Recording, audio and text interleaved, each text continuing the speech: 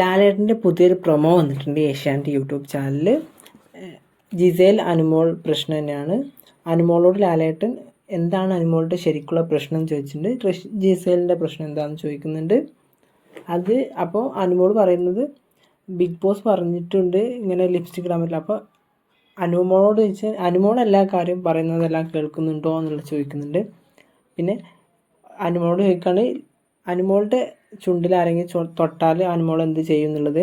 അപ്പോൾ ജിസേലിനോട് പറയുന്നുണ്ട്, ജിസേൽ ഇങ്ങനെ പുഷ് ചെയ്തിട്ട് അനുമോൾക്ക് എന്തെങ്കിലും പറ്റിയിട്ടുണ്ടെങ്കിലോ എന്നുള്ളത്. അപ്പോൾ 2 പേരും ചെയ്തത് തെറ്റാന്നുള്ള രീതിയിലാണ്. ഇവർ 2 പേര് ചെയ്തതും തെറ്റായിട്ടുള്ള കാര്യം തന്നെയാണ്. കാരണം അനുമോൾക്ക് ഒരു കാര്യം ഉണ്ടായിരുന്നില്ല. ഒരാളുടെ കൺസെൻറ്റ് ഇല്ലാതെ ഒരാൾ ബോഡിയിൽ ടച്ച് ചെയ്യുക എന്ന് പറയുന്നത് വളരെ മോശമാണ്.